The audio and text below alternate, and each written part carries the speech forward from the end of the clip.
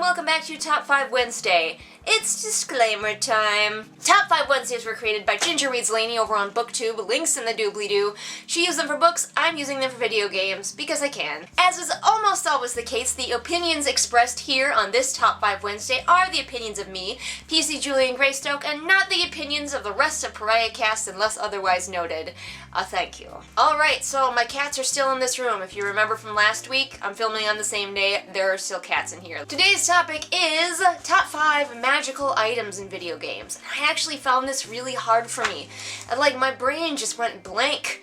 Eventually I did manage to think of some, but it was pretty sad. Part of my problem is that a lot of the items that I thought about were technically technology in the game that they're in. Like, say, a Pokeball. How does it work? We don't know, we don't understand it, but technically in that world it is technology, not magic. So, magical items, and pinpointing magical items specifically from games was hard for me for some reason. I don't know, I play a lot of fantasy games, what the hell. So be sure to leave in the comments what you think the best magical items in games are, and I will mention them in an upcoming Top 5 Wednesday. Number 5 is the Animal Impregnating Potion from many Harvest Moon games.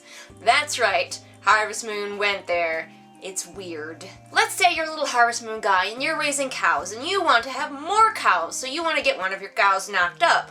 Well, you don't go purchase a bull or an artificial insemination kit. No, in fact, you go to the store and you get a potion to get your cow pregnant. And then you go back to your farm and you sprinkle the fairy dust on your cow, and voila, she's gonna have a baby. It's weird, it's magical, it makes no sense, I love it. Number 4 is from Persona, the Persona series. Mostly I played Persona 4, so that's mostly where I know it from, which is the magical cards that allow you to take on the various personas, the magical tarot cards. You can blend them together to get new personas, and your cards kind of help build the skills of the persona that your character can transform into. If you're not familiar with the idea, your main character can turn into a persona, which is a cool monster thing, and depending on which tarot cards he has equipped, he can turn into different personas. So there you go. Magical cards, magical tarot cards, yes. Number 3 is the Anchor from Dragon Age Inquisition. I know it's sort of not really an item, but I feel like it kind of is.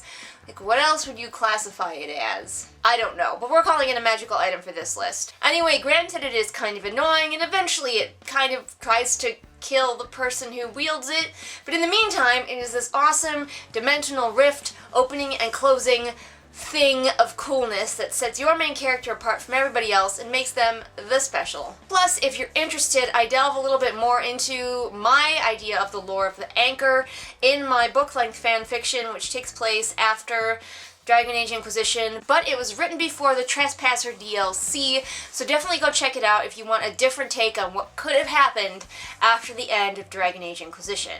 And if you, like me, are frustrated with the fact that the Anchor basically turned out to be a garage door opener for the Fade, definitely go check out my fic to see what my ideas are. Links in the doobly-doo. Number 2 spot goes to the Dragonstone/Beast Stone from the Fire Emblem series. As I'm hoping most of you know because you play Fire Emblem because it's an awesome series, kitty, there are certain characters that can transform into animals, even kitties in one of them. And to do that, they have to use these special stones, dragon stones, beast stones, whatever, to help them transform. I don't know why, if that's their, like, race, they need to use a special magical rock to transform, but they do, and without that magical rock, they're not much good to me at all. So huzzah for the Dragonstone/Beast Stone. And my number 1 slot for magical items goes to Materia from the Final Fantasy series, because you can't cast magic without it. Plus, it's like these really pretty little orb things, so that's cool. And, you know, you could put it in your hair, I guess. You could keep it in your hair. Sure. Anyway, yes, without Materia, no casting magic, so you gotta have it, so that's why it's number 1 on my list, because without it, there ain't no magic at all. Which makes it automatically the best magic item, I think. I feel like, yeah, that's true. But how about you? What are some magical items that you like? Remember to comment and I'll mention in an upcoming Top 5 Wednesday. In the meantime, I will see you all again next time. Bye-bye!